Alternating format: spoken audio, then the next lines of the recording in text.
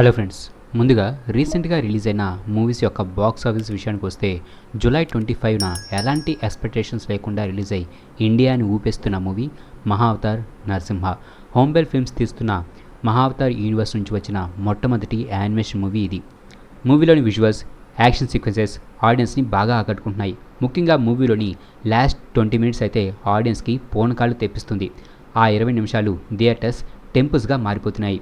ఈ మూవీని మేకర్స్ 15 కోట్ల బడ్జెట్తో నిర్మించారు. ఎంత తక్కువ బడ్జెట్లో వీరు చాలా మంచి అవుట్పుట్నే రాబట్టారు. డిస్నీ లాంటి హాలీవుడ్ ప్రొడక్షన్ కంపెనీస్ కొన్ని వందల కోట్ల బడ్జెట్తో యానిమేషన్ మూవీస్ని తీస్తూ ఉంటారు. అండ్ ఈ మహావతార్ నరసింహ మూవీలోని కొన్ని షార్ట్స్ అయితే హాలీవుడ్ నుంచి వచ్చిన కొన్ని బిగ్ బడ్జెట్ యానిమేషన్ మూవీస్ రేంజ్లో కనిపించాయి. సో మేకర్స్ని అండ్ ఈ మూవీకి వెనక ఉండి వర్క్ చేసిన ప్రతి ఒక్క విఎఫ్ఎక్స్ ఆర్టిస్టులని కూడా మనం తప్పకుండా మెచ్చుకోవాల్సిందే.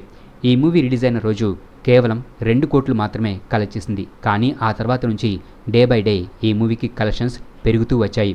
అండ్ ఇప్పటి వరకు ఈ మూవీ ఇండియాలో 62 కోట్లు కలెక్ట్ చేసింది. అండ్ ఇలాగే ఈ మూవీ మరికొన్ని రోజులు కంటిన్యూ అయితే ఈ మూవీ ఇండియాలో 100 కోట్ల మార్కుని కూడా టచ్ చేసే అవకాశాలున్నాయి. పైగా మరొక 10 రోజులు ఇండియాలో ఎలాంటి బిగ్ మూవీస్ కూడా రిలీజ్ అవ్వటం లేదు. కాబట్టి 100 కోట్ల మార్క్ దాటొచ్చని నేను అనుకుంటున్నాను. ఇండియాలో యానిమేషన్ మూవీస్కి అంత పెద్ద మార్కెట్ లేదు. కానీ ఈ మూవీ సక్సెస్తో ఫ్యూచర్లో ఈ ఫ్రాంచైజీ నుంచే కాకుండా ఇండియా నుంచి మరికొన్ని మంచి యానిమేషన్ మూవీస్ కూడా రావాలని నేను కోరుకుంటున్నాను. అండ్ ఈ మహావతార్ యూనివర్స్ విషయానికి వస్తే ఈ ఫ్రాంచైజీ నుంచి ఫ్యూచర్లో ఇంకో 6 మూవీస్ రాబోతున్నాయి. ఈ మూవీస్ యొక్క రిలీజ్ డేట్స్ని కూడా మేకర్స్ ఆల్రెడీ అనౌన్స్ చేశారు.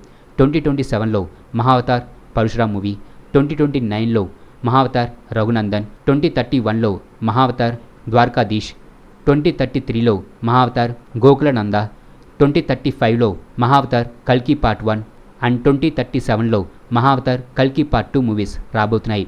సో ఇలా 2037 వరకు ప్రతి 2 ఇయర్స్కి ఒకసారి ఈ ఫ్రాంచైజీ నుంచి ఒక మూవీ రాబోతుంది. ఈ మూవీస్లో లార్డ్ శ్రీకృష్ణ అండ్ లార్డ్ కల్కిల మీద 2 మూవీస్ రాబోతున్నాయి. ఇదే విధంగా రఘునందన మూవీ కూడా 2 పార్ట్స్గా వస్తే బాగుంటుందని నేను అనుకుంటున్నాను. అలాగే fantastic four first steps movie box office విషయానికి వస్తే ఈ మూవీ లాస్ట్ వీక్ ఫ్రైడే వరకు వరల్డ్ వైడ్గా $269 మిలియన్ కలెక్ట్ చేసింది. ఈ వీకెండ్ కలెక్షన్స్ ఇంకా రివీల్ అవ్వాల్సి ఉంది. అండ్ ఇండియాలో ఈ మూవీ 30 కోట్లు కలెక్ట్ చేసింది. అలాగే spider Man brand new day movie shooting start అవ్వడంతో మేకర్స్ రీసెంట్గా స్పైడర్ మ్యాన్ న్యూ షూట్కి సంబంధించి ఒక ఫస్ట్ లుక్ని రిలీజ్ చేశారు. అది రిలీజ్ అయిన కొన్ని గంటలకే Tom Holland Spider Man new షూట్ని పూర్తిగా రివీల్ చేస్తూ మరొక వీడియోను కూడా పోస్ట్ చేశారు.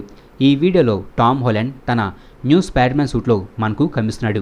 ఇది చూడడానికి Avengers Doomsday movie production start అయినట్టుగా ఎలా అయితే అనౌన్స్ చేశారో సేమ్ అదేవిధంగా ఈ Spider Man brand new day మూవీలోని టామ్ హాలండ్ స్పైడర్ మ్యాన్ యొక్క న్యూ సూట్ని రివీల్ చేశారు. నోవే మూవీ ఎండింగ్లో మనకు చూపించిన సూట్ కంటే కూడా ఈ సూట్ డిఫరెంట్గా ఉంది. అండ్ ఇది నార్మల్ సూట్. ఈ సూట్కి ఎలాంటి టెక్ లేదు. పీటర్ పార్కర్ తన ఓన్గా డిజైన్ చేసుకున్న సూట్ ఇది. ఈ మూవీ ప్రొడక్షన్ కూడా స్టార్ట్ అయింది. ఈ మూవీ షూటింగ్ స్కాట్లాండ్లోని గ్లాస్గోలో స్టార్ట్ అయింది. అండ్ మూవీ కోసం గ్లాస్గోలో న్యూయార్క్కి సంబంధించి ఒక పెద్ద సెట్ని కూడా నిర్మించారు. మూవీ షూటింగ్ స్టార్ట్ అవడంతో ఈ మూవీ సెట్కి సంబంధించిన చాలా పిక్చర్స్ లీక్ అవుతూ ఉన్నాయి. అండ్ వాటిని మీరు ఇక్కడ చూడవచ్చు. అండ్ అలా లీక్ అయిన సెట్ ఫొటోస్ బట్టి చూస్తుంటే మూవీకి సంబంధించిన ఏదో ఒక బిగ్ యాక్షన్ సీక్వెన్స్ని ఇక్కడ షూట్ చేస్తున్నట్లుగా మనకు కనిపిస్తుంది. అండ్ ఇంతకుముందు వీడియోలో ఈ మూవీలో కనిపించబోయే విలన్స్ గురించి కూడా చెప్పాను. ఈ మూవీలో Michael Mando Scorpion, mister negative characters అయితే అఫీషియల్గా కన్ఫర్మ్ అయ్యాయి. వీరితో పాటు ఈ మూవీలో మార్క్ రెఫ్లో హల్క్ క్యారెక్టర్ కూడా ఇప్పుడు అఫీషియల్గా కన్ఫర్మ్ అయింది. రిపోర్ట్స్ ప్రకారం ఈ మూవీలో Punisher, Spider Man and Hulk వీరి ముగ్గురు మధ్య ఫైట్ జరగబోతుంది. అలాగే ఈ మూవీలో పనిషర్, హల్క్ అండ్ స్పైడర్ మ్యాన్లతో ఫైట్ చేయడానికి కొన్ని అప్గ్రేడ్స్తో కనిపించబోతున్నాడు. అలాగే ఈ మూవీ మచ్ డార్కర్గా ఉండబోతుంది. Spider Man no way movie Tom Holland Spider Man ట్రిలజీలోనే డార్కెస్ట్ మూవీ. కానీ ఈ మూవీ నోవే మూవీ కంటే కూడా డార్కర్గా ఉండబోతుంది. అలాగే Avengers doomsday and secret wars మూవీస్లో ఆర్డీజే డాక్టర్ డూమ్గా మనకు కనిపించబోతున్నాడు. హాలీవుడ్లోని హైయెస్ట్ పెయిడ్ యాక్టర్స్లో ఆర్డీజే కూడా ఒకడు. అండ్ ఈ 2 మూవీస్లో నటించడానికి ఆర్డీజే ఎంత తీసుకోబోతున్నాడన్నది ఇప్పుడు రివీల్ అయింది. ఈ 2 మూవీస్లో డాక్టర్ డూమ్గా నటించడానికి ఆర్డీజే $80 మిలియన్ తీసుకోబోతున్నాడు. అంటే మన కరెన్సీలో దాదాపు 700 కోట్లు. సో మన ఇండియా నుంచి వచ్చిన కొన్ని బిగ్ బడ్జెట్ మూవీస్ కంటే కూడా ఆర్డీజే తీసుకునే రెమ్యునరేషనే ఎక్కువ. అలాగే సీక్రెట్ వార్స్ మూవీ తర్వాత ఎంసీయూ రీసెట్ అవబోతుంది. అండ్ అలా రీసెట్ అయిన ఎంసీయూలో మార్వెల్ ఆర్డీజే డాక్టర్ డూమ్ని కంటిన్యూ చేయడానికి ప్లాన్ చేస్తుందనే రూమర్ వినిపిస్తుంది. మరి ఇది ఎంతవరకు నిజమవుతుందో చూడాలి. అలాగే బ్లాక్ ప్యాంథర్ 3 మూవీ యొక్క రిలీజ్ డేట్ కన్ఫర్మ్ అయింది. ఈ movie Avengers Secret Wars movie release అయిన తర్వాత ఫిబ్రవరి 18, 2028న రిలీజ్ అవబోతుంది. Avengers Secret Wars movie December 27లో రిలీజ్ అవబోతుంది. ఆ మూవీతో ఎంసీయూ రీసెట్ అవబోతుంది. అలాగే ఫేజ్ 6 కూడా ఎండ్ అవబోతుంది. సో మార్వెల్ ఫేజ్ 7 ఈ బ్లాక్ ప్యాంథర్ 3 మూవీతోనే స్టార్ట్ అవబోతుంది. ఈ మూవీలో మనకు న్యూ బ్లాక్ ప్యాంథర్గా ఎవరు కనిపించబోతున్నారన్నది ఇంకా రివీల్ అవ్వలేదు. ఈ మూవీ షూటింగ్ 2027లో స్టార్ట్ అవబోతుంది. అండ్ ప్రజెంట్ ఈ మూవీ స్టోరీకి సంబంధించి ర్యాన్ కోగ్లర్కి అండ్ స్టూడియోకి మధ్య డిస్కషన్ జరుగుతుంది. అలాగే మార్వెల్ ఫేజ్ 6లో రాబోయే మూవీస్ వచ్చేసి spider-man brand new day, Avengers doomsday and Avengers Secret wars movies. ఎప్పటికీ కన్ఫర్మ్ అయిన మూవీస్ ఇవి మాత్రమే. అయితే 23 జూలై 2027న ఒక అన్టైటిల్ మార్వెల్ మూవీ కూడా రిలీజ్ అవబోతుంది. ఆ మూవీ ఏమిటనేది ఇంకా రివీల్ అవ్వలేదు. మేబీ సీక్రెట్ వార్స్కి ముందు రాబోతున్న మూవీ కాబట్టి ఆ మూవీ డాక్టర్ స్ట్రేంజ్ 3 మూవీ అయి ఉండవచ్చు. అలాగే కంజూరింగ్ ఫ్రాంచైజ్ నుంచి రాబోతున్న కంజూరింగ్ లాస్ట్ రైట్స్ మూవీకి సంబంధించిన న్యూ ట్రైలర్ని రిలీజ్ చేశారు. అండ్ ఈ ట్రైలర్ చాలా బాగుంది. ఈ మూవీతో ఈ ఫ్రాంచైజ్లోని ఈ కంజూరింగ్ మెయిన్ సిరీస్ని ఎండ్ చేయబోతున్నారు. అండ్ ఈ కంజూరింగ్ యూనివర్స్ ఫేజ్ 2తో మళ్ళీ స్టార్ట్ అవబోతుంది. 1986లో స్మాల్ ఫ్యామిలీ చుట్టూ జరిగిన రియల్ లైఫ్ ఈవెంట్స్ని ఇన్స్పిరేషన్గా తీసుకొని ఈ మూవీని తీశారు. అండ్ ఈ ట్రైలర్లో లొరైన్, మీ హౌస్లో ఉన్న ఈ థింగ్ ఒక డీమన్, మేము మొట్టమొదటిగా ఎదుర్కొన్న డీమన్ అది, మేము అప్పుడు యంగ్, భయపడ్డాం, పారిపోయామని చెబుతుంది. సో ఈ మూవీలో కనిపించబోయే డీమన్ని ఎడ్ అండ్ లొరైన్ వారిళ్ళు వారు యంగ్గా ఉన్నప్పుడే ఫేస్ చేశారు. ఈ ట్రైలర్లో మనకు యానబెల్ డాల్ కూడా కనిపిస్తుంది. ఈ మూవీ సెప్టెంబర్ 5న రిలీజ్ అవబోతుంది.